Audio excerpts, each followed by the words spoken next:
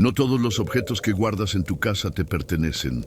Algunos simplemente te toleran.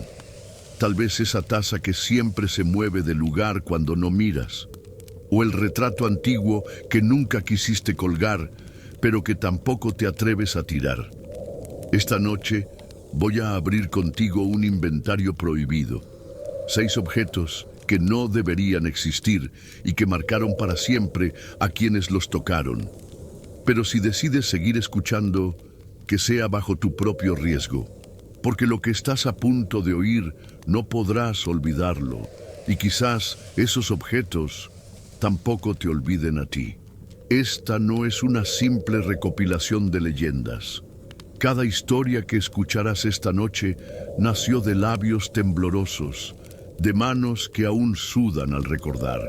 Los llamamos objetos malditos, pero para quienes los tuvieron fueron jaulas invisibles, presas que nunca se abren, aunque intentes olvidarlas. Antes de continuar, quiero que me digas desde qué ciudad y país estás viendo este video. Tu comentario será como encender una vela en medio de esta oscuridad compartida.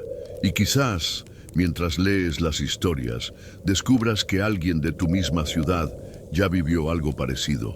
Si eres nuevo aquí, suscríbete ahora. Este es un lugar donde cada relato es único, contado como fue escuchado, sin adornos innecesarios, y con la crudeza que el miedo real deja en la voz. Prepárate, porque lo que hoy vamos a abrir juntos no se puede cerrar tan fácilmente. Relato 1. El espejo de la casa abandonada. Siempre me reí de las historias de objetos malditos, hasta que heredé uno. La casa pertenecía a una tía lejana que nunca conocí.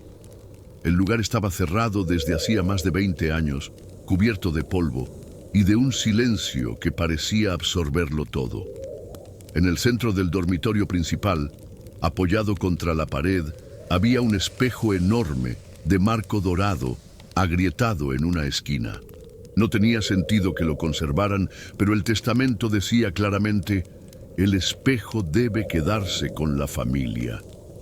No imaginaba que esas palabras eran en realidad una advertencia disfrazada. El espejo estaba más frío que el resto de la habitación. No reflejaba la luz con normalidad, parecía retenerla, como si absorbiera cualquier brillo. Al primer vistazo, juré ver una sombra detrás de mí. Pero cuando giré, la habitación estaba vacía. Pensé que era mi imaginación. Aún así, pedí ayuda para trasladarlo a mi departamento porque me intrigaba. Desde la primera noche, algo cambió. Las luces parpadeaban solo en la habitación donde estaba el espejo. Y a veces, al pasar frente a él, sentía que alguien respiraba justo detrás de mi cuello. Una madrugada, escuché un golpe sordo. El espejo estaba perfectamente colocado, pero el marco había dejado una marca oscura en la pared, como si se hubiera movido por sí mismo. Me incliné para examinarlo y en el reflejo noté algo imposible. Mi habitación no aparecía igual. La cama estaba deshecha, las cortinas rotas y había una figura de pie junto a la ventana. No pude reconocer su rostro. Era borroso, como una pintura al agua. Parpadeé y todo volvió a la normalidad. Pero desde ese instante evité mirarme demasiado tiempo. Al día siguiente recibí un sobre sin remitente. Dentro había una fotografía antigua, el mismo espejo, pero en otra casa, rodeado de velas negras. En el reverso, una frase escrita con tinta desvanecida: no te mires después de medianoche. Sentí un escalofrío recorrerme la espalda. Guardé la foto en un cajón y esa noche cerré la puerta de la habitación. A las 3 de la madrugada, un golpe seco me despertó. El espejo estaba de nuevo frente a mi cama, aunque yo lo había dejado en otra pared. Pensé en deshacerme de él. Pero al intentar moverlo, el vidrio vibró, como si algo desde dentro golpeara para salir. Un frío insoportable me paralizó las manos. En el reflejo vi mi propia espalda, pero con una grieta negra atravesándola, como si estuviera rota. Retrocedí, tropezando con la alfombra. En ese momento escuché un susurro tan bajo que apenas era audible. Si me devuelves, no te seguiré. El corazón me golpeaba el pecho y por primera vez pensé que tal vez no saldría ileso de aquello. Consulté con mi madre, que recordó un rumor familiar. Ese espejo había pertenecido a una mujer acusada de brujería en 1912. Decían que lo usaba para guardar cosas que no debían permanecer en este mundo. Nunca se supo qué ocurrió con ella, pero el espejo siempre pasaba a otro miembro de la familia. Nadie lo destruía. Siempre había un motivo para conservarlo. Mi madre me pidió que lo dejara en la casa antigua, pero algo me decía que ya no importaba dónde estuviera. El espejo había decidido quedarse conmigo. Esa noche intenté ignorarlo. Encendí la televisión, subí el volumen, pero el cristal reflejaba mi sillón vacío. Me levanté para comprobarlo. Yo estaba allí, pero en el reflejo mi asiento estaba desocupado. Sentí un nudo en el estómago. Me incliné hacia el espejo y, por un segundo, la superficie se onduló como agua. Un dedo pálido, largo y huesudo presionó desde dentro del vidrio, dejando una marca que tardó en desvanecerse. Cerré los ojos, pero el sonido de uñas arañando el cristal me persiguió hasta el amanecer. A la mañana siguiente, había huellas dactilares por dentro del espejo. No eran mías, eran demasiado grandes, deformes, con más de 5 articulaciones en cada dedo. Toqué el marco, intentando encontrar alguna lógica, pero un dolor agudo me punzó la sien. En mi mente apareció una imagen fugaz, un pasillo largo, lleno de puertas cerradas, y algo moviéndose detrás de cada una. Supe entonces que el espejo no era solo un objeto, era una entrada, y que cada mirada prolongada era una invitación para cruzar. Decidí taparlo con una sábana gruesa. Esa noche dormí más tranquilo, hasta que un peso sobre mi pecho me despertó. No podía moverme. Al abrir los ojos, vi la sábana caer lentamente al suelo, como empujada desde dentro. En el reflejo había 2 figuras junto a mi cama. Una era mi copia exacta, pero con una sonrisa torcida y los ojos hundidos. La otra, una sombra alargada que me observaba sin parpadear. El aire estaba helado y mi respiración formaba nubes frente a mi rostro. No recuerdo cómo terminó esa noche, solo que desperté en el sofá, con el espejo nuevamente en la pared original. La sábana estaba doblada, como si alguien la hubiera colocado con cuidado. Y en el marco, grabada con algo afilado, había una frase nueva: ya no puedes cerrar la puerta. Desde entonces, cada vez que paso frente a ese espejo, siento que mi reflejo tarda demasiado en imitarme, como si necesitara recordar qué movimiento hacer. Y sé que en cualquier momento decidirá no seguirme. Después de aquella última inscripción en el marco, dejé de intentar ignorar al espejo. Lo cubrí con cartón, lo empujé contra la pared y hasta moví muebles para bloquearlo. Pero cada mañana aparecía en el mismo lugar, perfectamente limpio, como si alguien lo hubiera pulido durante horas. Las huellas por dentro se multiplicaban, formando figuras que parecían golpear para salir. Me di cuenta de que ya no se trataba de si lo veía o no. El espejo me veía a mí, incluso cuando estaba en otra habitación. Comencé a soñar con el pasillo que había visto en mi visión. Era interminable, con un eco metálico que resonaba a cada paso. Todas las puertas estaban cerradas, menos una al final. Siempre me despertaba antes de alcanzarla, pero cada noche estaba más cerca.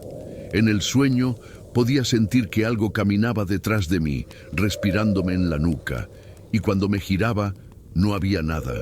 Solo mi propio reflejo, pero invertido, mirándome con una calma antinatural.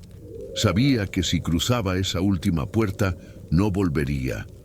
Una noche me atreví a preguntarle en voz alta qué quería. No esperaba respuesta, pero el vidrio se empañó y letras torcidas comenzaron a formarse. Ven. La palabra desapareció en segundos, pero su eco quedó vibrando en mi cabeza. El resto de la casa estaba en silencio absoluto, como si todo sonido hubiera sido absorbido. El aire se volvió más denso y sentí un hormigueo en la piel, igual que antes de una tormenta. El espejo estaba llamando y cada vez era más difícil resistirse. Decidí buscar ayuda. Llevé fotos del espejo a un anticuario especializado en objetos de época. Al verlas, su rostro se tensó. Me dijo que aquel modelo estaba ligado a un artesano francés que, según registros, se suicidó después de crear la pieza final para una clienta misteriosa. Nadie supo nunca quién era. Aseguró que ese espejo no podía romperse con medios convencionales. Y antes de despedirme, me dio un consejo que me heló la sangre. Nunca le des la espalda. No confíes en tu reflejo. Esa noche seguí su advertencia. Me senté frente al espejo, observando cada movimiento. Al principio, todo parecía normal, hasta que mi reflejo parpadeó medio segundo después que yo. Probé con gestos más rápidos. Levantar una mano, inclinar la cabeza. Siempre había un retardo imperceptible, pero constante. Y entonces, en un parpadeo, mi reflejo sonrió, aunque yo no lo hice. No era una sonrisa humana. Era demasiado amplia, con los labios tensos y los dientes apretados como si estuviera conteniendo algo.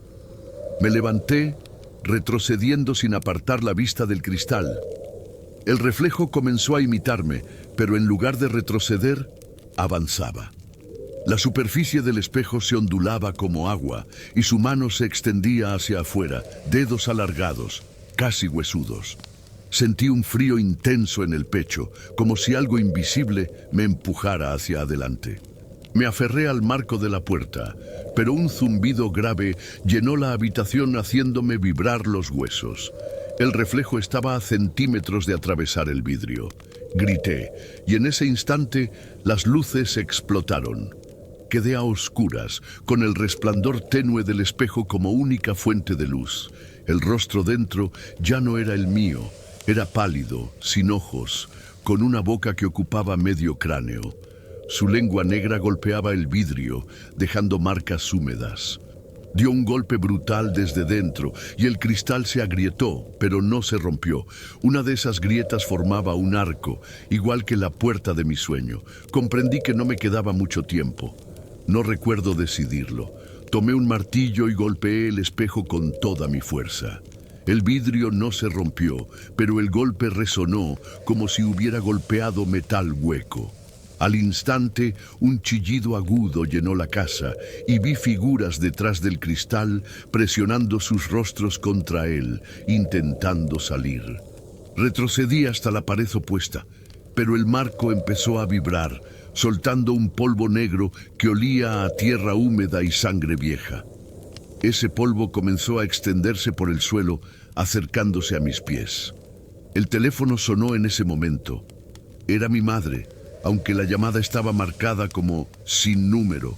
Su voz sonaba distorsionada, metálica, como si hablara desde muy lejos. «No abras la puerta». Antes de que pudiera responder, la línea se cortó. Giré hacia el espejo y la grieta en forma de arco estaba más ancha, mostrando un pasillo idéntico al de mis sueños. Podía sentir un aire frío escapando de allí y un susurro repetía mi nombre sin descanso. La última cosa que recuerdo es dar un paso hacia atrás y sentir una mano helada cerrar mi muñeca. No era del otro lado, estaba detrás de mí, en mi propia habitación. Grité y el mundo se apagó. Desperté horas después, tirado en el suelo, con el espejo intacto y la grieta desaparecida. Pero ahora, cada vez que me miro, hay un detalle que me aterra. Mi reflejo parpadea primero, y sé que, cuando decida, será él quien camine fuera, y yo quien quede dentro. Relato 2. La caja de música de Santa Aurelia. Cuando mi abuela murió, heredé una pequeña caja de música que, según ella, había pertenecido a una monja del convento de Santa Aurelia. La caja era de madera oscura, con grabados tan finos que parecía obra de un joyero. En la tapa, una figura tallada de una bailarina sin rostro giraba sobre un pedestal. No funcionaba con cuerda, sonaba sola, siempre al anochecer. El primer día que la llevé a casa, pensé que era un simple recuerdo antiguo, pero pronto descubrí que aquella música arrastraba algo más que notas. Traía consigo voces.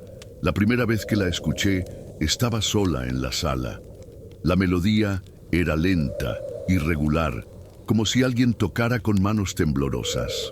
Al acercarme, noté que la bailarina giraba, aunque la caja estaba cerrada.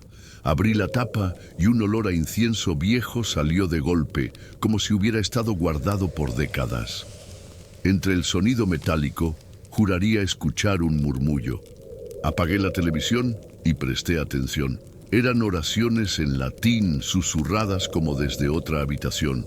No entendía las palabras, pero el tono no era de devoción, sino de ruego. Al día siguiente, llevé la caja a mi dormitorio. Quería examinarla de cerca, encontrar algún mecanismo oculto, pero cada vez que intentaba forzar la base, la música comenzaba sola, aunque no hubiera tocado nada. En una ocasión, la melodía se interrumpió bruscamente y la bailarina giró hacia mí, deteniéndose de golpe. No tenía rostro, pero la forma de su cuello inclinado me dio la sensación de que me observaba. Ese mismo día, encontré junto a la caja un pequeño papel doblado, que yo no había puesto allí. El papel estaba amarillento, escrito con tinta casi borrada. Decía: cuando la canción termine, no la cierres. No entendía a qué se refería, así que lo dejé dentro de un libro. Esa noche, la caja sonó de nuevo. Esperé hasta que la melodía acabó y, por curiosidad, cerré la tapa. En el mismo instante, un golpe seco resonó desde dentro, como si algo hubiera chocado contra la madera. Luego, silencio. Esa noche soñé con un pasillo de piedra y una puerta entreabierta, tras la cual alguien lloraba. La mañana siguiente, encontré la caja abierta sobre mi mesa, aunque yo recordaba haberla guardado cerrada en un cajón. La bailarina estaba girada hacia la pared, como si se negara a mirarme. Decidí llevarla al salón y dejarla sobre una repisa. Pero cada vez que pasaba por allí, sentía una ráfaga fría, como si me rozara una mano invisible. Comencé a evitar esa parte de la casa. Sin embargo, una noche, mientras intentaba dormir, escuché la melodía muy cerca y la caja estaba sobre mi mesilla. Me armé de valor y la metí en una bolsa llevándola al sótano. La dejé en una caja junto a viejos adornos navideños. Pensé que allí quedaría olvidada. Pero al día siguiente, al abrir la nevera, la encontré sobre la bandeja de huevos. No había manera de que nadie más en casa lo hubiera hecho. Vivo solo. Ese fue el momento en que empecé a considerar que el objeto tenía voluntad propia. Y peor aún, esa voluntad parecía estar ligada a mí. Quise saber más sobre su origen. Busqué registros del convento de Santa Aurelia y encontré una nota de 1934. Decía que una monja llamada Sor Matilde fue acusada de encerrar presencias impuras en objetos consagrados. Entre ellos, una caja de música destinada a ser enterrada bajo el altar. No se mencionaba qué ocurrió con ella después. Cuando leí eso, la melodía comenzó a sonar desde el dormitorio, aunque la caja estaba en la cocina. Sentí que lo que fuera que estuviera dentro me había estado esperando. Esa noche decidí seguir las instrucciones del papel. Me senté frente a la caja y esperé a que la melodía terminara. Cuando lo hizo, mantuve la tapa abierta. Un silencio espeso llenó la habitación. Entonces, un susurro surgió desde dentro. Gracias. No tuve tiempo de reaccionar antes de que la bailarina comenzara a girar más rápido, como si algo invisible la impulsara. Un viento frío me golpeó la cara y las luces parpadearon. Sentí que no estaba solo, que alguien más había entrado. El aire se volvió tan pesado que me costaba respirar. La música se distorsionó, las notas se alargaban y gemían, convirtiéndose en algo casi humano. La bailarina se inclinó hacia atrás, como si una fuerza la tirara desde dentro de la caja. Vi una sombra proyectarse en la pared, alta y encorvada, con brazos demasiado largos. No podía moverme. La caja se cerró de golpe, atrapando un último susurro. No me dejes. Esa noche dormí con la luz encendida, temiendo lo que encontraría al amanecer. Al despertar, la caja no estaba en mi mesa. La encontré en el pasillo, frente a la puerta de mi habitación, abierta y con la bailarina inmóvil. En el pedestal, que siempre había estado vacío, ahora había un diminuto trozo de tela blanca, igual que los hábitos de monja. Sentí que aquello no era una coincidencia. Algo había cruzado desde dentro, y ese fragmento era su aviso. Y aunque quería deshacerme de la caja, una parte de mí sabía que ya no podía. No sin pagar un precio. Decidí encerrar la caja en un armario y asegurarla con cinta. Me repetía que era solo un objeto, que todo estaba en mi cabeza. Pero al caer la noche, escuché pasos lentos en el pasillo. No eran los crujidos normales de la madera, sonaban como pies arrastrando algo pesado.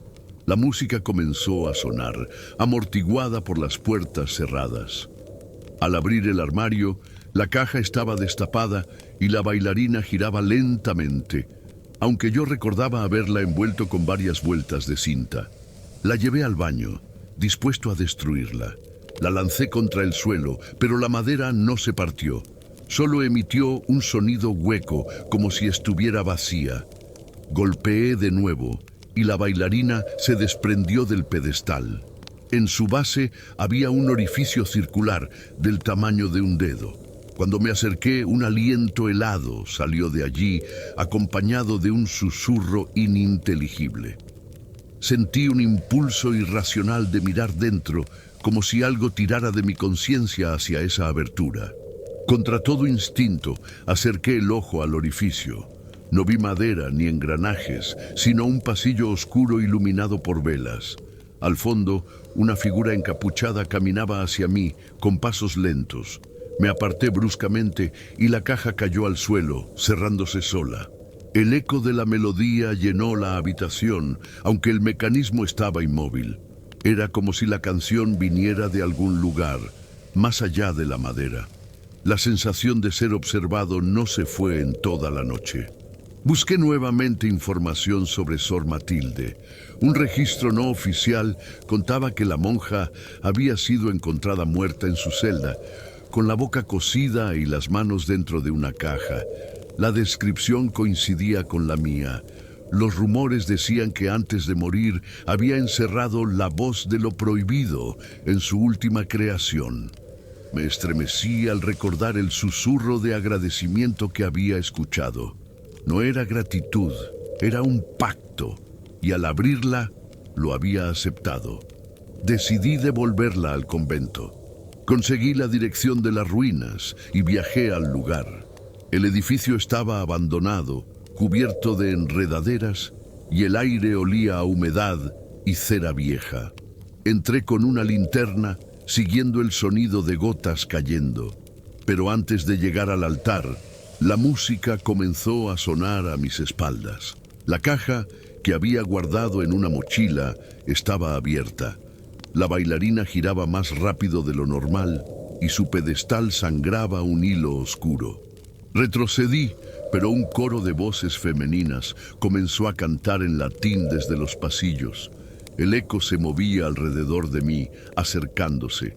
Apoyé la caja sobre el altar derruido, esperando que aquello bastara. Pero la bailarina se detuvo, giró hacia mí y la melodía se ralentizó hasta convertirse en un lamento.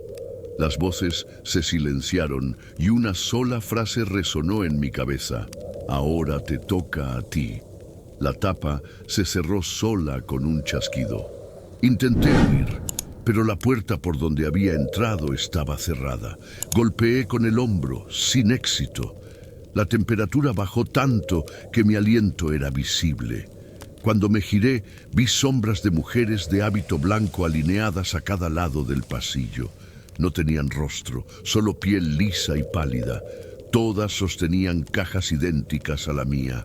Al unísono comenzaron a abrirlas y la misma melodía se repitió en coro, envolviéndome como un enjambre. Sentí un tirón en el pecho, como si algo quisiera arrancarme el alma. Mis rodillas cedieron y la linterna rodó por el suelo, apagándose. Solo quedaba la luz tenue que emanaba de las cajas. En medio de esa penumbra, la figura encapuchada que había visto dentro del orificio apareció a pocos metros. Avanzaba despacio, pero cada paso resonaba como un golpe de tambor. No podía moverme. La melodía me tenía anclado. La figura se detuvo frente a mí. Sus manos huesudas sujetaron mi cabeza y acercaron su rostro al mío. Detrás de la capucha no había nada, solo un vacío oscuro que absorbía la luz. Sus dedos se deslizaron hasta mi boca y en un movimiento rápido sentí un dolor punzante. Cuando reaccioné, la bailarina de la caja tenía un diminuto hilo de mi cabello en sus manos de madera. La figura retrocedió y todo se volvió negro. Desperté en mi cama, con la caja sobre mi pecho. Estaba cerrada, pero un nuevo papel descansaba encima. Gracias por tu voz. Al intentar hablar, solo un susurro débil salió de mi garganta. Desde entonces, cada noche la caja suena y escucho mi propia voz cantando desde dentro. He intentado destruirla, quemarla, enterrarla. Siempre vuelve. Y aunque sé que algún día vendrá por el resto de mí, no puedo dejar de escucharla, porque ahora la canción también me pertenece. Relato 3. El anillo de la viuda roja. Lo encontré en una tienda de antigüedades en un barrio olvidado de la ciudad. Era un anillo de oro oscuro con una piedra roja que parecía contener un líquido que se movía al inclinarlo. El dueño me dijo que había pertenecido a la viuda roja, una mujer acusada de envenenar a sus 3 maridos a principios del siglo XX. Se reía al contarlo, como si fuera una simple leyenda. No suelo comprar joyas, pero algo en ese anillo me atrapó. Sentí un impulso extraño, casi urgente, de ponérmelo, y así lo hice. La primera noche que lo llevé puesto, soñé con una mujer de cabello largo y vestido burdeos. Estaba de pie al pie de mi cama, observándome en silencio. Sus labios se movían, pero no emitían sonido. Cuando intenté levantarme, me di cuenta de que no podía mover los brazos. Ella extendió su mano hacia la mía y deslizó el mismo anillo en mi dedo, justo donde lo llevaba al dormir. Me desperté sudando, con el corazón acelerado. El anillo estaba frío, como si hubiera estado sumergido en hielo. Con el paso de los días, empecé a notar que la piedra roja cambiaba de tonalidad. A veces era más oscura, casi negra. Otras parecía brillar desde dentro, como si guardara una pequeña llama. Cada vez que alguien me daba la mano, el anillo transmitía un calor repentino, casi doloroso. Una tarde, estreché la mano de un compañero de trabajo y vi cómo se estremecía, retirándose rápido. Dijo que sintió un pinchazo en la piel. Cuando miré su palma, había una diminuta mancha roja, igual que la piedra. Busqué más información sobre la viuda roja. Su verdadero nombre era Clara Montalvo y había muerto en prisión, jurando que la sangre volvería a encontrarla. Entre sus pertenencias se mencionaba un anillo que siempre llevaba, incluso en el juicio. Algunos testimonios decían que hablaba con él por las noches, como si esperara una respuesta. Otros aseguraban que la piedra cambiaba de color después de la muerte de cada esposo. La conexión con mi anillo era demasiado obvia y cada vez me costaba más quitármelo. Intenté dejar de usarlo. Lo guardé en una cajita de madera y la puse en el armario. Esa noche, mientras dormía, escuché un golpeteo constante, metálico. Me levanté y seguí el sonido hasta el armario. La cajita estaba abierta y el anillo descansaba en el suelo. Lo recogí con un paño, intentando no tocarlo, pero la piedra estaba caliente, como un corazón latiendo. Lo arrojé sobre la cómoda y antes de volver a la cama, juraría que vi la sombra de una mujer reflejada en el espejo. Desde entonces, comencé a oler perfume en lugares donde no había nadie. Era un aroma dulce, pero con un fondo metálico, como hierro. En varias ocasiones desperté con la sensación de que alguien me acariciaba el cabello. La última vez abrí los ojos y vi una mano femenina retirándose hacia la oscuridad. En su dedo brillaba el mismo anillo que yo tenía. Al mirarme la mano, lo llevaba puesto otra vez, aunque recordaba claramente haberlo dejado en la cocina. Las personas a mi alrededor empezaron a enfermar. Primero fue mi vecina, que me visitó una tarde y al despedirse tocó el anillo por accidente. A los 2 días estaba hospitalizada por una fiebre inexplicable. Luego, un amigo que me abrazó notó la joya y bromeó sobre robarla. Semanas después, sufrió un colapso sin causa aparente. Empecé a sentirme vigilado. En cada reflejo, espejos, ventanas, incluso en el cristal del microondas, veía detrás de mí el vestido Burdeos. Una noche soñé que estaba sentado a una mesa elegante, iluminada por candelabros. Frente a mí, la mujer del vestido Burdeos sonreía, con las manos entrelazadas sobre la mesa. Me ofrecía una copa de vino rojo, pero al mirarla bien, el líquido se movía como sangre. Antes de beber, noté que su mano estaba cubierta de anillos idénticos al mío, todos brillando intensamente. Me dijo sin mover los labios, solo uno falta. Al despertar, el anillo brillaba con una luz tenue en la oscuridad. A partir de entonces, el anillo comenzó a ajustarse más a mi dedo, como si encogiera. Llegó un punto en que no podía quitármelo, por más jabón o aceite que usara. La piel alrededor se volvió pálida y fría. A veces juraba sentir un pulso ajeno en la piedra, acompasado con el mío. La sensación era hipnótica y repulsiva al mismo tiempo. Sabía que debía buscar ayuda, pero cada vez que lo intentaba, algo en mí se detenía. Como si el anillo supiera leer mis pensamientos. Un día, mientras me duchaba, vi que el agua sobre la piedra se volvía rosada. Al mirarme el dedo, no había herida alguna. Pero cuando salí del baño, el espejo estaba empañado y alguien había escrito con un dedo, hasta que tú mueras. El aire se volvió irrespirable y por un momento sentí que alguien me abrazaba por la espalda. Al girar, estaba solo, pero el anillo ardía contra mi piel. Esa noche, escuché por primera vez su voz, susurrándome mientras dormía. La primera vez que escuché su voz claramente fue como un murmullo pegado a mi oído. Decía mi nombre, alargando cada sílaba como si saboreara el sonido. Esa noche soñé con la viuda roja sentada a los pies de mi cama. Me ofrecía su mano y en ella llevaba el mismo anillo. Cuando lo tomé, sentí un dolor agudo en el pecho, como si algo me arrancara el aire. Desperté jadeando, con la piedra brillando intensamente, proyectando un halo rojo en la habitación oscura. Decidí buscar un joyero para cortar el anillo. El hombre, al verlo, palideció y me dijo que no trabajaba con piezas de mal agüero. Insistí, y al intentar colocar la herramienta, el metal se calentó de tal manera que le quemó los dedos. Arrojó el anillo sobre la mesa y en ese momento la piedra se volvió completamente negra. Me echó del taller, advirtiéndome que lo dejara volver a dormir o acabaría como sus otros dueños. No pregunté qué quiso decir con eso, pero lo imaginé. Comencé a notar que el anillo influía en mis pensamientos. Cuando alguien me molestaba, un calor intenso recorría mi brazo y la piedra brillaba más.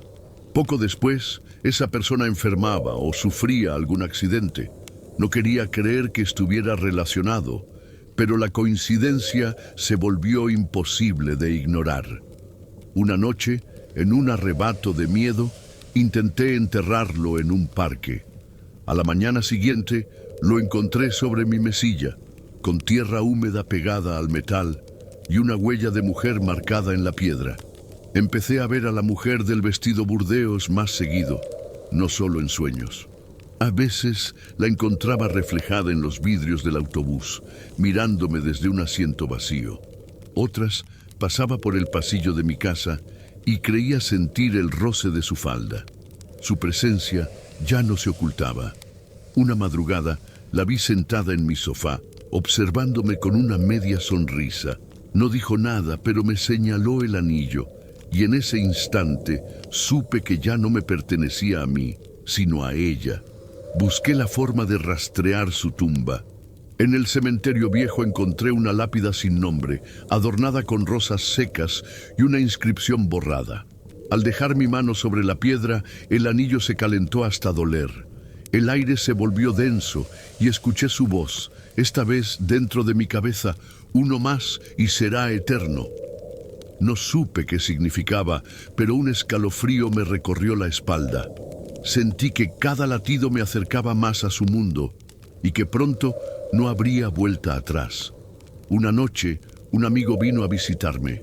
Al despedirse, tomó mi mano y notó el anillo. Lo giró entre sus dedos, bromeando sobre robármelo. En ese instante, un calor insoportable subió por mi brazo y la piedra brilló como fuego. Mi amigo se tambaleó, llevándose la mano al pecho. Logró llegar a su coche, pero horas después supe que había sido ingresado de urgencia. Esa noche, la piedra estaba más roja que nunca y sentí una satisfacción que no era mía. Al amanecer, el anillo comenzó a ajustarse aún más, cortando ligeramente mi piel. Una gota de sangre se deslizó hacia la piedra y fue absorbida de inmediato. El brillo aumentó, iluminando la habitación con un resplandor macabro. En el reflejo de la ventana vi a la viuda roja de pie detrás de mí, sonriendo con los labios manchados de rojo. No tuve tiempo de girarme antes de sentir un beso frío en la mejilla y su voz susurrando: ahora somos uno. Intenté arrancarlo con desesperación, golpeándolo contra la pared. El metal no cedía, pero cada impacto hacía que la piedra palpitara como un corazón vivo. La habitación empezó a girar y caí al suelo. Cuando abrí los ojos, estaba en un salón antiguo, con candelabros encendidos y paredes cubiertas de retratos de hombres desconocidos. Todos llevaban el mismo anillo. Ella estaba allí, vestida de burdeos, y me ofrecía una copa. Esta vez su voz sonó clara: bebe y serás mío para siempre. Negué con la cabeza, pero sentí manos frías sujetando mis hombros por detrás. Eran los hombres de los retratos, ahora de pie, mirándome con ojos vacíos. Me forzaron a sostener la copa. Antes de que tocara mis labios, el líquido se evaporó y el anillo ardió contra mi piel. Todo se volvió negro y desperté en mi cama, sudando, pero el anillo estaba cubierto de un nuevo grabado, pequeñas iniciales que no reconocía y un espacio vacío, esperando el siguiente nombre. Desde entonces, cada vez que sueño con ella, la mesa está más llena. Los retratos de los hombres ahora incluyen un marco vacío y sé que es para mí. He dejado de luchar, no puedo quitármelo, y la piedra nunca deja de latir. Cuando me miro en el espejo, a veces mi reflejo lleva un vestido burdeos. Sé que el día que las iniciales se completen, yo desapareceré y alguien más heredará este anillo. Porque la viuda roja siempre encuentra a su próximo esposo. Relato 4. La silla del pintor muerto. En una subasta de liquidación compré un lote de muebles antiguos. Entre ellos, una silla de respaldo alto, tapizada en terciopelo verde, con tallados de flores marchitas en la madera oscura. El vendedor mencionó que había pertenecido a un pintor llamado Samuel Ariza, famoso por sus retratos y por su misteriosa muerte en su estudio.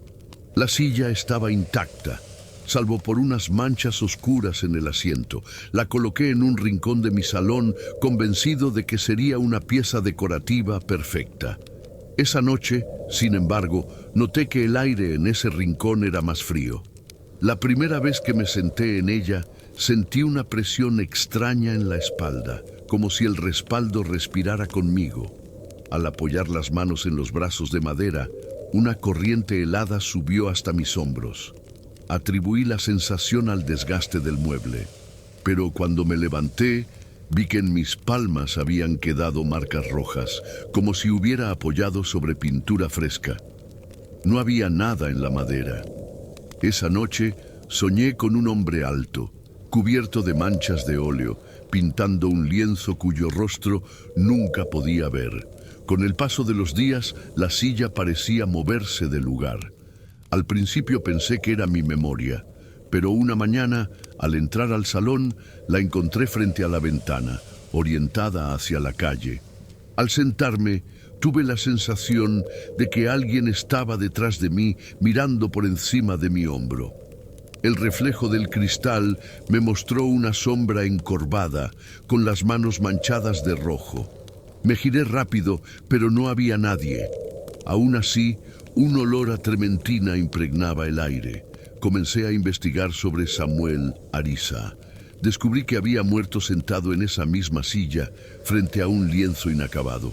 Según rumores, había pasado sus últimos días obsesionado con un retrato que lo miraba de vuelta. Nunca se encontró el cuadro. Los vecinos decían que desde entonces la silla se movía sola por el estudio, como si buscara un lugar donde volver a estar. Al leer eso, empecé a notar que, cada vez que pasaba junto a ella, un leve crujido acompañaba mis pasos. Una tarde lluviosa decidí probar algo. Coloqué una cámara frente a la silla y la dejé grabando toda la noche. Al revisar las imágenes, vi cómo, a las 3:15, el asiento se hundía lentamente, como si alguien invisible se sentara. El respaldo se inclinó hacia adelante y el cojín recuperó su forma después de unos segundos.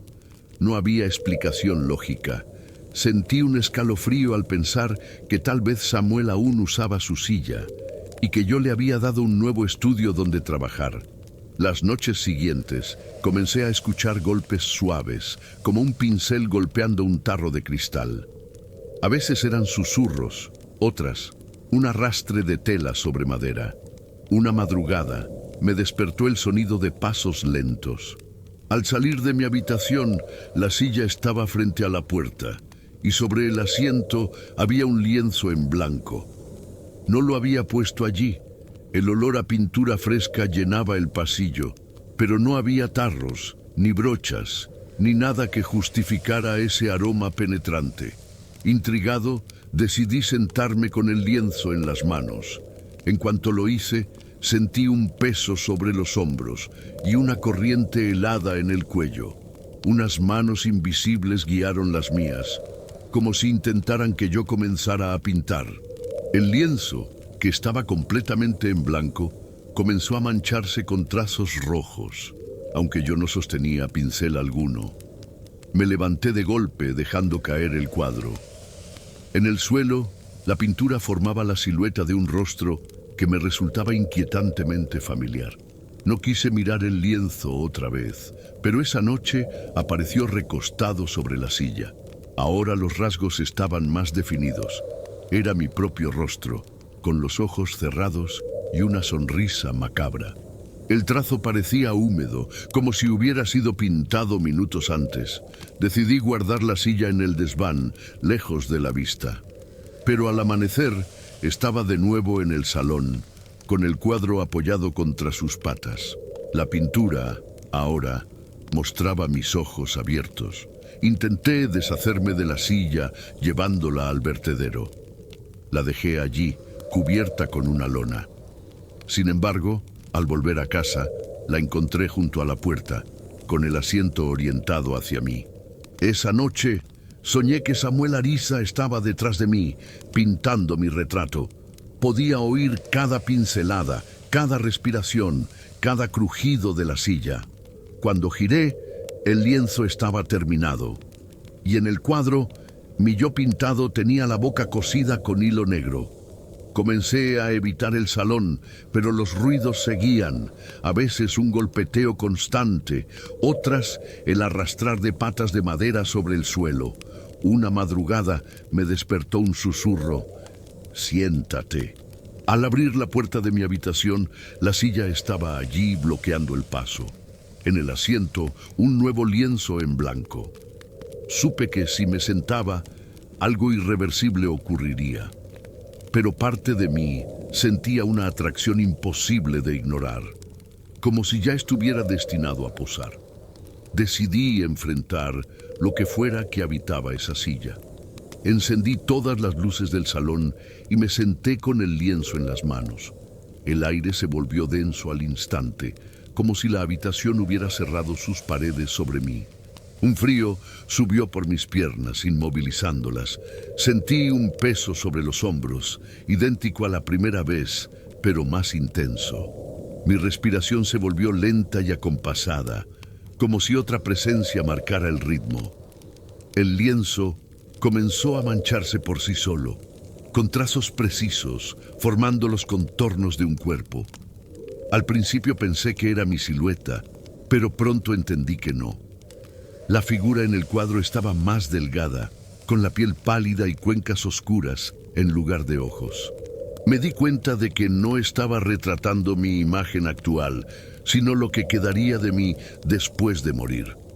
La silla crujió bajo mi peso, como si alguien más se hubiera sentado encima de mí. Un murmullo llegó a mi oído: «Ahora no te muevas». Intenté levantarme, pero mis músculos no respondían. Era como si me hubieran cosido al asiento. En el borde de mi visión vi una sombra inclinada sobre mí, moviendo un pincel invisible. Cada trazo parecía extraer algo de mi pecho, dejándome más liviano, pero también más frío. Noté que mi reflejo en el vidrio de la ventana empezaba a desvanecerse, como si ya no perteneciera del todo a este mundo. La pintura estaba casi terminada. Podía sentir cómo cada línea cerraba un círculo invisible alrededor de mi ser. En ese momento comprendí que Samuel Ariza no estaba pintando para él, sino para reemplazarme. Hice un esfuerzo desesperado y empujé el lienzo al suelo.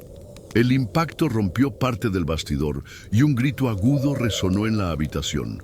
La presión sobre mi cuerpo desapareció y caí al suelo jadeando, pero la silla permanecía frente a mí, intacta, con el lienzo roto apoyado en el asiento. En el centro de la tela rota todavía se distinguía mi rostro, y los ojos, ahora abiertos, me seguían. Sentí que, aunque había detenido algo, la conexión no estaba rota. Decidí quemar la silla. La arrastré hasta el patio, empapándola en combustible. Cuando acerqué la llama, un viento helado apagó el encendedor. Intenté de nuevo, pero el fuego simplemente no prendía. Era como si la madera rechazara arder. En ese instante, escuché pasos detrás de mí. Al girar, vi una figura alta, con el rostro cubierto de manchas de óleo y ojos negros como pozos. Samuel Ariza estaba allí y sonreía. Retrocedí, pero la silla se movió sola hacia mí, golpeándome en las piernas. Caí sentado y el aire se volvió insoportablemente pesado. La figura de Ariza se inclinó, colocando el lienzo roto sobre mis rodillas. Al tocarlo, la pintura se regeneró, completando la imagen, y esta vez mostraba a ambos, yo y él, sentados en la misma silla, mirándonos con expresiones idénticas. La sensación de frío absoluto me paralizó. Entendí que no podía escapar físicamente. El cuadro ya estaba terminado. En un acto de desesperación, cerré los ojos y recité cualquier oración que recordara. El suelo vibró y el sonido de pinceladas se detuvo. Cuando abrí los ojos, la silla estaba vacía y el lienzo había desaparecido. Me levanté temblando, sintiendo que había recuperado el control sobre mi cuerpo. Pero el olor a trementina seguía impregnando el aire. Y en la pared, donde antes no había nada, colgaba un nuevo cuadro. Yo dormido en mi cama pintado con un realismo perturbador. Esa noche no pude pegar ojo. Cada vez que cerraba los párpados veía flashes del estudio de Arisa, con paredes llenas de retratos de personas que parecían vivas.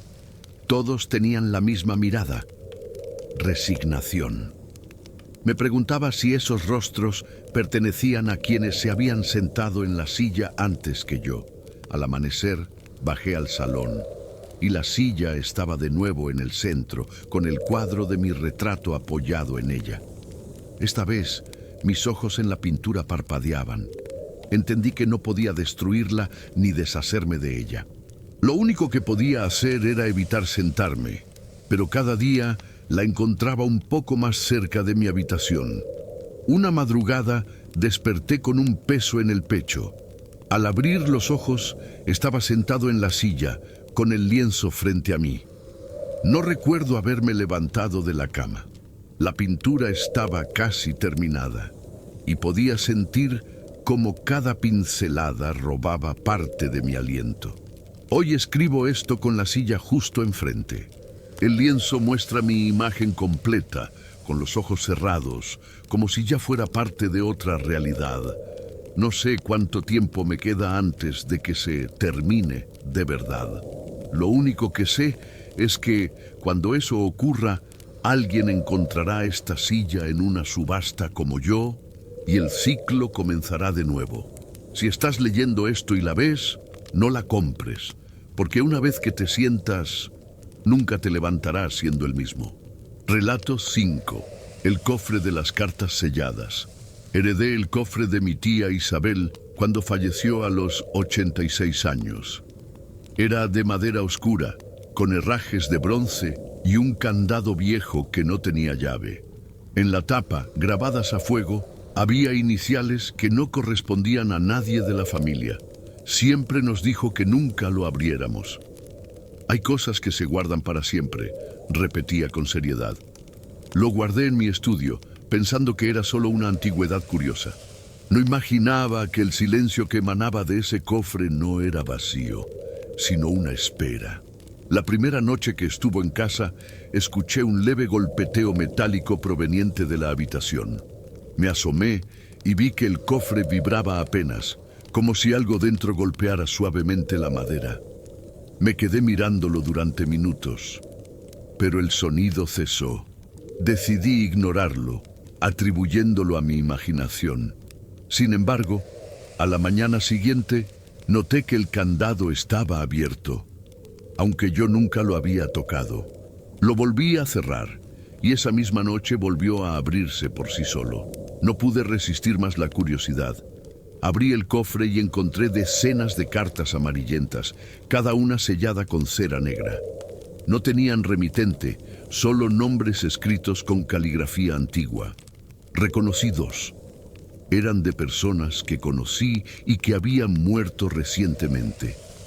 Al levantar la primera carta, sentí un frío seco recorrerme el brazo. No la abrí, pero el sello parecía latir bajo mis dedos, como si ocultara algo vivo. Guardé todo de nuevo, con un extraño peso en el pecho.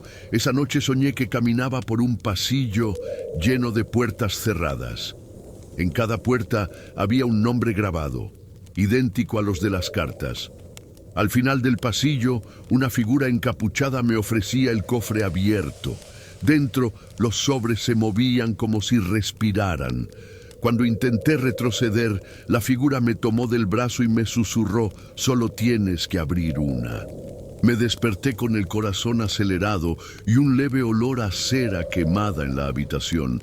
A la mañana siguiente, encontré una carta nueva en el cofre, con mi propio nombre escrito en tinta roja. El sello de cera negra estaba aún tibio, como si acabara de ser estampado. No la abrí. Durante todo el día sentí que alguien me observaba desde los rincones oscuros de la casa. A veces, al girar rápido la cabeza, veía una sombra desaparecer. Decidí encadenar el cofre y cubrirlo con una manta, pero el olor a cera quemada no se fue. Busqué en los papeles viejos de mi tía y encontré un diario. En una entrada de 1974, escribió: Cada carta es un contrato. No abras la tuya antes de tiempo. No explicaba más. En las páginas siguientes había listas de nombres, algunos tachados con tinta negra. Reconocí a varios como familiares fallecidos. Me invadió un escalofrío. ¿Sería el cofre una especie de registro de muertes? Esa noche soñé de nuevo con el pasillo, y esta vez la puerta con mi nombre estaba entreabierta. Desperté con el sonido del papel rasgándose. Corrí al estudio y vi el cofre abierto. Mi carta en el suelo, con el sello roto. No había nadie. El sobre estaba vacío, pero al tocarlo, una ráfaga helada me cortó la respiración. En el cristal de la ventana empañada, alguien había escrito: «La cuenta ha comenzado». La borré con la mano temblando, pero las letras seguían visibles desde fuera. El reloj marcaba las 3:47 y la casa entera parecía contener el aliento. Durante los días siguientes, todo cambió. Las cartas dentro del cofre parecían multiplicarse. A veces, al abrirlo, escuchaba voces débiles pronunciando nombres. Cada vez que uno de esos nombres se repetía varias veces, al día siguiente aparecía una noticia de su muerte. No podía dejar de revisar, como si algo en mí necesitara confirmar el patrón. Pero lo peor era que entre las cartas, la mía siempre aparecía al frente, y el sello roto parecía abrirse un poco más cada día. Comencé a tener pérdidas de tiempo. Un momento estaba en la cocina, y al siguiente me encontraba de pie frente al cofre, con una carta en la mano, sin recordar cómo había llegado allí. En una ocasión desperté sentado en el suelo del estudio, rodeado de sobres abiertos. Las velas de la repisa estaban encendidas, aunque yo no las había prendido. El olor a cera y papel quemado era tan intenso que me mareé, pero ninguna carta estaba vacía. Todas contenían mechones de cabello. La noche pasada escuché golpes fuertes dentro del cofre, como si alguien quisiera salir. Me acerqué lentamente y el candado se abrió con un chasquido. La carta con mi nombre estaba en el centro, completamente abierta. Dentro había un trozo de espejo y en él vi mi reflejo, pero con los ojos cerrados. Un susurro justo detrás de mí dijo: «Escribe el siguiente nombre». No me atreví a girar. Sé que si lo hago, quizá no sea yo quien siga escribiendo esta historia. No dormí en toda la noche después de ver ese reflejo con los ojos cerrados. Cada vez que parpadeaba, sentía que mi imagen en el espejo tardaba más en reaccionar. Guardé el trozo dentro de la carta y lo devolví al cofre, cerrando el candado con fuerza. Me juré no volver a abrirlo. Sin embargo, al amanecer, lo encontré en mi mesa de noche, el candado roto y todas las cartas abiertas. Las velas de mi tía estaban encendidas alrededor, como si alguien hubiera preparado un ritual mientras yo dormía. Me armé de valor para revisar el contenido. Dentro de cada sobre había algo distinto: cabellos, pedazos de tela, uñas y en algunos pequeñas fotos antiguas. Todas las imágenes mostraban a personas en el momento exacto antes de morir: un accidente, una caída, un rostro congelado por el miedo. En una de ellas me vi a mí mismo, de espaldas, sentado frente al cofre. Esa foto me heló la sangre porque estaba usando la misma ropa que llevaba en ese instante. Decidí buscar a un anticuario especializado en objetos malditos. Al ver las cartas, palideció. Me dijo que ese tipo de cofres eran libros de deuda usados por ciertos círculos ocultistas. Cada carta representaba un pago pendiente y cuando el sello se rompía, la vida del destinatario quedaba marcada. El hecho de que mi carta ya estuviera abierta significaba que la deuda estaba activa y que yo era el siguiente. Me recomendó quemarlo todo, pero advirtió que eso podría liberar lo que estaba contenido dentro. Esa noche llevé el cofre al patio, lo rocié con alcohol y le prendí fuego. Las llamas ardieron rápido, consumiendo la madera. pero en lugar de olor a humo, un aroma a cera derretida y carne quemada llenó el aire. Las cartas no se quemaban, solo se retorcían como si intentaran escapar. Escuché gritos lejanos, docenas de voces al unísono y el fuego se apagó de golpe. En medio de las cenizas, el cofre estaba intacto y una nueva carta con el nombre de mi madre descansaba en la cima. Corrí a casa de mi madre y la encontré en perfecto estado. No le conté nada, pero guardé la carta conmigo, temiendo que se rompiera sola. Esa noche la dejé en una caja fuerte. Al día siguiente estaba otra vez en el cofre, el sello agrietado. Comencé a escuchar el nombre de mi madre susurrado por toda la casa. En el espejo del baño, el vapor de la ducha escribió: «Faltan 3 días». El terror ya no era por mí, sino por ella. Intenté alejarme del cofre, dejándolo en un terreno baldío, pero a la mañana siguiente apareció frente a mi puerta, con barro fresco en las patas de bronce. Esa noche soñé con el pasillo de puertas, como tantas veces. La que tenía el nombre de mi madre estaba abierta, y detrás se veía una habitación vacía, salvo por un reloj de arena a punto de acabarse. La figura encapuchada estaba junto a mí, extendiéndome una pluma. «Escribe otro nombre y salvarás el suyo», dijo. Desperté sudando, con el cofre abierto frente a mi cama y una carta en blanco sobre él. La pluma del sueño estaba a mi lado. Comprendí la naturaleza del pacto. Para salvar a alguien debía condenar a otro. Pasé horas debatiéndome, con nombres rondando mi mente. Al amanecer, la carta seguía allí, esperando. El silencio era tan denso que escuchaba el latido de mi corazón.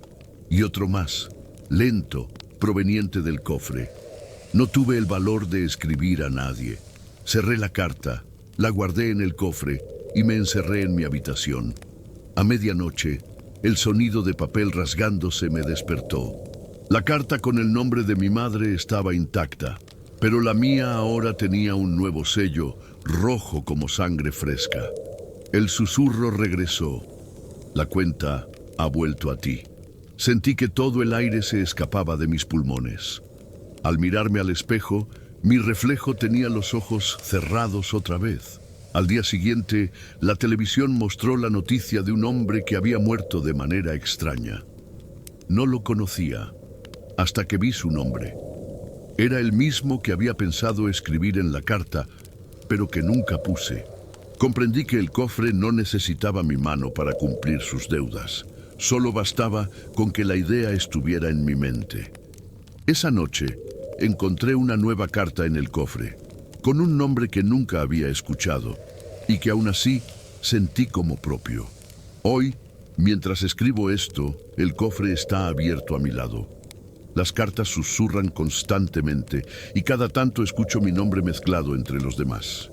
La carta con mi nombre está a medio abrir, como si alguien esperara el momento exacto para romper el sello. No sé si será esta noche o mañana, pero sé que cuando ocurra, alguien más heredará este cofre y leerá estas palabras como advertencia o como invitación. Porque una vez que escuchas tu nombre en su interior, ya es demasiado tarde. Relato 6. El reloj de los minutos muertos.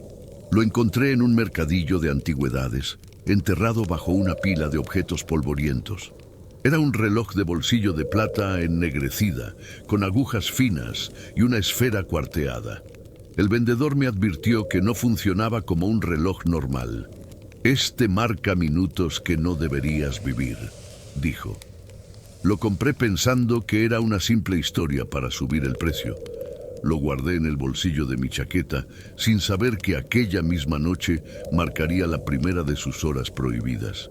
En casa, lo examiné a la luz tenue de la lámpara. A pesar del desgaste, el cristal estaba frío como hielo. Cuando lo abrí, las agujas giraron solas y se detuvieron en las 11:47. En ese instante sentí un leve mareo y escuché un golpe en la ventana. No había viento.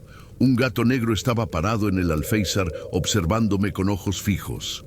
Al parpadear, el animal desapareció.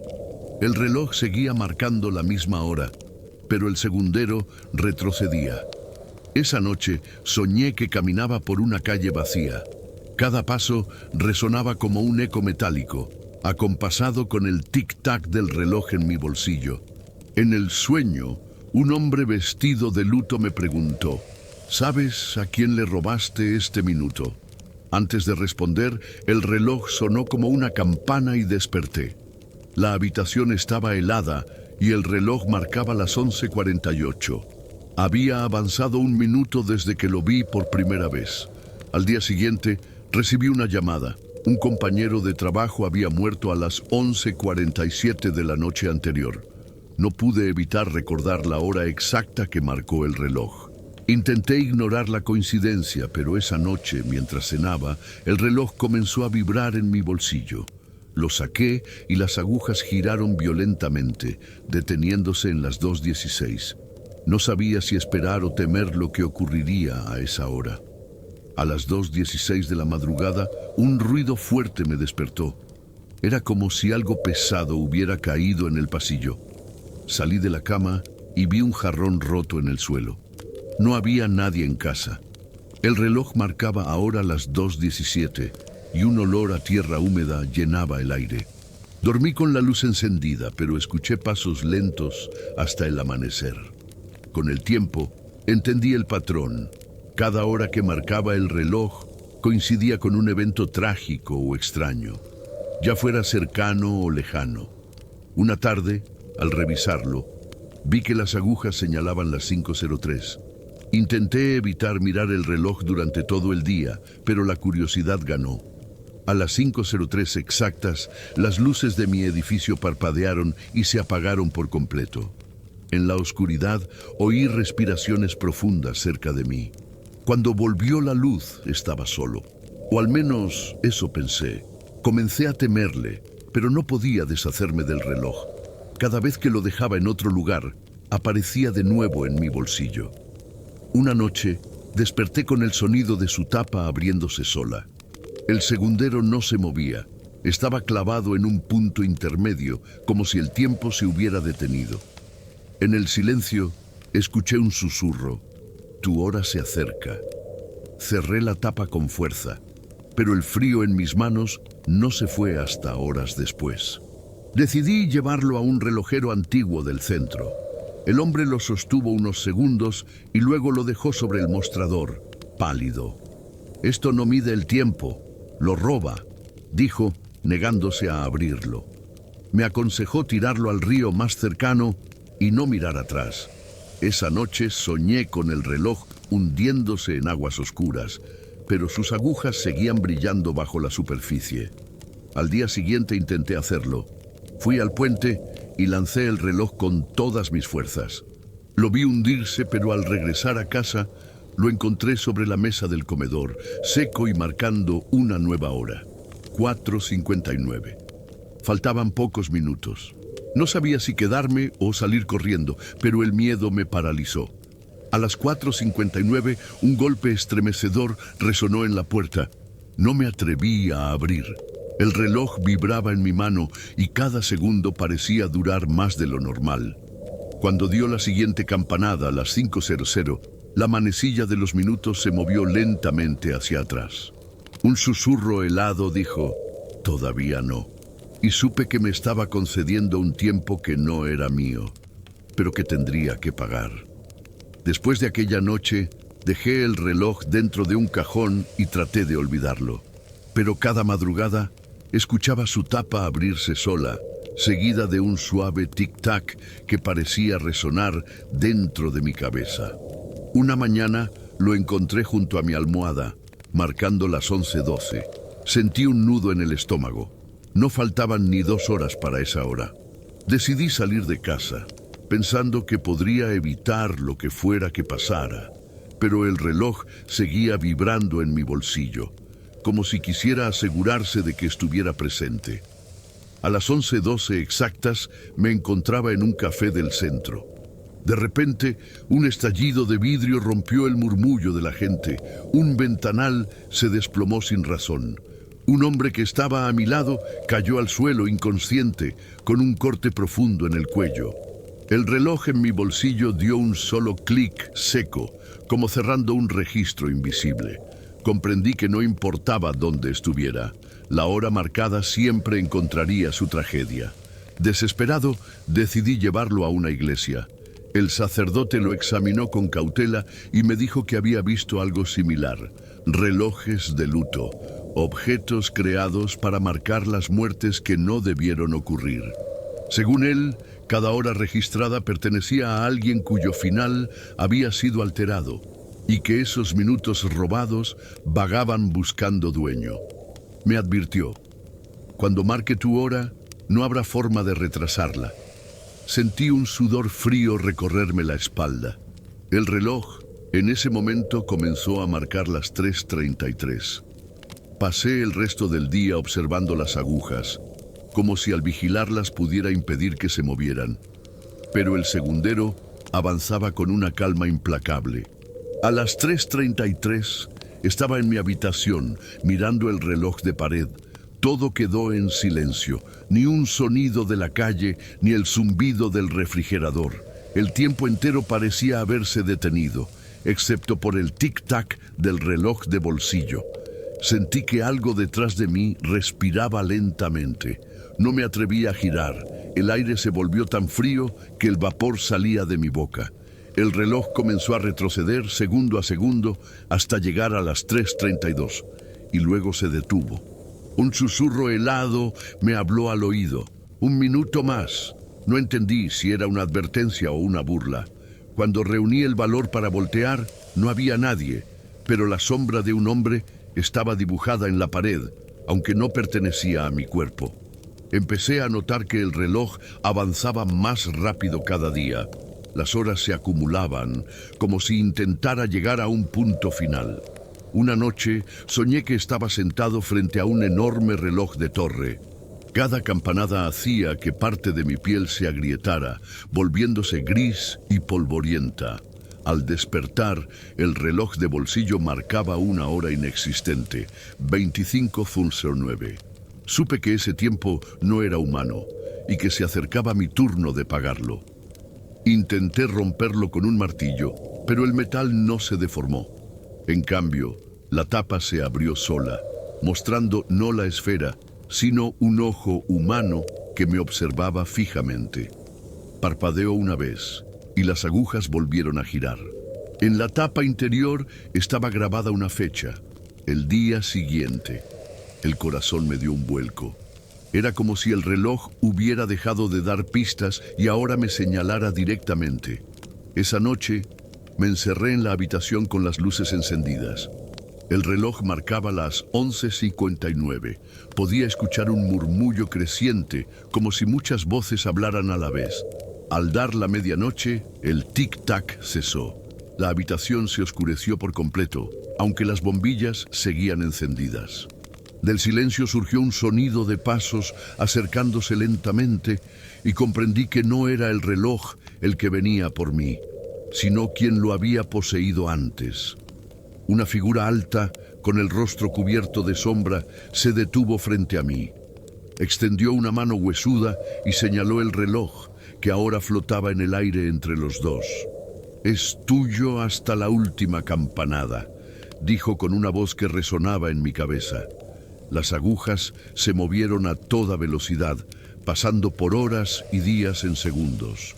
Cuando se detuvieron, marcaban solo un número grabado en la esfera: el 0. Supe que no quedaba más tiempo para robar. Desperté al amanecer, el reloj inmóvil en mi mano. Parecía un objeto común, inofensivo, pero al abrir la tapa, vi reflejado mi propio rostro, con los ojos cerrados, como una foto mortuoria. El segundero dio un pequeño salto hacia atrás, y la esfera marcó una nueva hora: 8:15. Faltaban pocos minutos.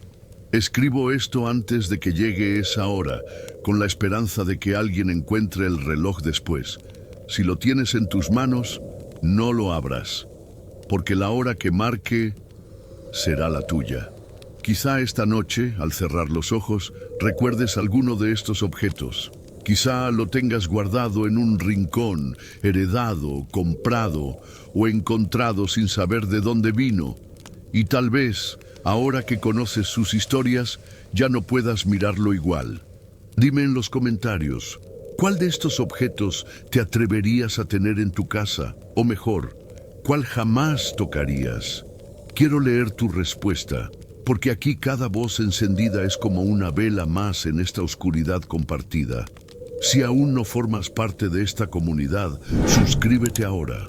Aquí las historias no terminan, solo esperan el momento de volver a contarse. Y recuerda, algunos objetos no te pertenecen, te eligen, y una vez que lo hacen, nunca vuelves a estar solo.